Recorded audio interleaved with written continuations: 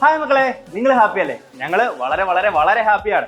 മെൻഡർബിയുടെ ഒരു short crash കോഴ്സിലൂടെ നിങ്ങൾക്ക് ഏറ്റവും ബെസ്റ്റ് റിസൾട്ട് വാങ്ങിത്തരാൻ സാധിച്ചതിൽ മെൻഡർബിയിലെ എല്ലാവരും വളരെ വലിയ സന്തോഷത്തിലാണ്. മെൻഡർബിയുടെ ആദ്യ വർഷം തന്നെ ഇത്രയും മികച്ച റിസൾട്ട് നേടിത്തുന്ന നിങ്ങൾക്ക് ഓരോരുത്തർക്കും മെൻഡർബിയുടെ ഒരു ബിഗ് താങ്ക്സ്. മക്കളെ, നിങ്ങളിൽ കുറച്ചു പേരെങ്കിലും ചില സബ്ജക്റ്റുകൾക്ക് പ്രതീക്ഷിച്ചത്ര മാർക്ക് കിട്ടാത്തതുകൊണ്ട് ചെറിയ വിഷമത്തിലാണെന്നറിയാം. അതല്ലെങ്കിൽ നിങ്ങളുടെ ഫ്രണ്ട്സ് അവരൊക്കെ ഇപ്പോൾ എന്തായിരിക്കും റീവാലുവേഷനെ കുറിച്ചായിരിക്കും ആലോചിച്ചുകൊണ്ടിരിക്കുന്നത്. നിങ്ങൾക്ക് വേണ്ടിയാണ് ഈ വീഡിയോ ചെയ്യുന്നത്. പ്രധാനമായും CBSEക്ക് 3 സ്റ്റെപ്സ് ആണ് റീവാലുവേഷന്റെ ഭാഗമായി.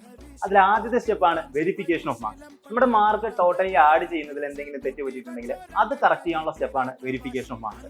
സെക്കൻഡ് സ്റ്റെപ്പാണ് ഫോട്ടോ കോപ്പിക്ക് വേണ്ടി നമുക്ക് അപ്ലൈ ചെയ്യാം. അതായത് നമ്മുടെ ആൻസർ ഷീറ്റിന്റെ ഒരു ഫോട്ടോ കോപ്പിക്ക് വേണ്ടിയിട്ട് നമുക്ക് അപ്ലൈ ചെയ്യാൻ സാധിക്കും. ഫൈനൽ സ്റ്റെപ്പാണ് റീവാലുവേഷൻ. അതായത് നമ്മുടെ ആൻസർ ഷീറ്റ് ഒന്നുകൂടെ റീചെക്ക് ചെയ്യാനായിട്ട് നമുക്ക് അവരോട് ആവശ്യപ്പെടാം.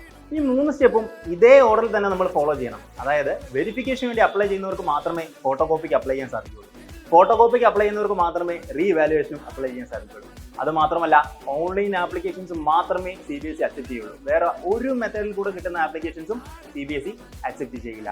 ഫീസും ഓൺലൈൻ ത്രൂ മാത്രമേ നമുക്ക് പേ ചെയ്യാൻ സാധിക്കൂ. മാർക്ക് വെരിഫൈ ചെയ്യാനുള്ള വിൻഡോ CBSEയുടെ വെബ്സൈറ്റിൽ എക്സാം റിസൾട്ട് അറിഞ്ഞ് 4th day to 8th day വരെ ഓപ്പൺ ആയിരിക്കും. അതായത് May 16th ടു May 20 വരെ 5 ഡേയ്സ് നമുക്ക് എന്ത് ചെയ്യാൻ പറ്റും? വെരിഫിക്കേഷന് വേണ്ടിയിട്ട് ആപ്ലിക്കേഷൻ സബ്മിറ്റ് ചെയ്യാൻ പറ്റും. 500 rupees പെർ സബ്ജക്റ്റ് ആണ് ഓൺലൈൻ ആപ്ലിക്കേഷന്റെ ഫീസ് വരുന്നത്. ഒരു കാര്യം പ്രത്യേകം ശ്രദ്ധിക്കണം, നമ്മുടെ വെരിഫൈ ചെയ്തു വരുന്ന മാർക്കിൽ എന്തെങ്കിലും ചേഞ്ചസ് ഉണ്ടെങ്കിൽ അത് CBSEയുടെ വെബ്സൈറ്റിൽ നമ്മൾ ആപ്ലിക്കേഷൻ സെൻഡ് ചെയ്യാനെടുത്ത ലോഗിൻ പ്രൊഫൈലിൽ മാത്രമായിരിക്കും അവർ കമ്മ്യൂണിക്കേറ്റ് ചെയ്യുന്നത്. അത് നമ്മൾ തന്നെ നോക്കണം.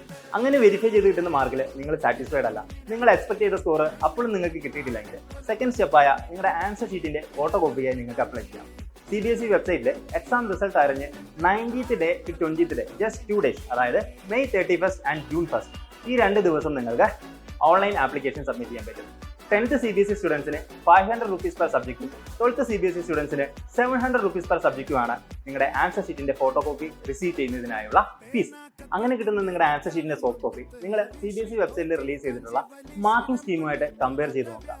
മാർക്കിംഗ് സ്കീമിൽ പറഞ്ഞിട്ടുള്ള എല്ലാ പോയിന്റ്സും എഴുതിയിട്ടും ഏതെങ്കിലും ഒരു ക്വസ്റ്റിന് നിങ്ങൾക്ക് ഫുൾ മാർക്ക് കിട്ടിയിട്ടില്ലെങ്കിൽ ആ ക്വസ്റ്റ്യൻ റീവാലുവേറ്റ് ചെയ്യാനായിട്ട് നിങ്ങൾക്ക് ഓൺലൈൻ ത്രൂ ആപ്ലിക്കേഷൻ സബ്മിറ്റ് ചെയ്യാം. 100 rupees പെർ ക്വസ്റ്റ്യൻ ആണ് അതിന്റെ ഫീസ് വരുന്നത്. എക്സ്പെക്റ്റഡ് റിസൾട്ട് കിട്ടാതെ വിഷമിച്ചിരിക്കുന്ന നിങ്ങളുടെ ഫ്രണ്ട്സോ കസിൻസോ ഒക്കെ ഉണ്ടെങ്കിൽ മെൻഡർബിയുടെ ഈ വീഡിയോ അവർക്ക് ഹെൽപ്ഫുൾ ആയിരിക്കും. അവരിലേക്ക് ഇത് മാക്സിമം ഷെയർ ചെയ്ത് കൊടുക്കുക.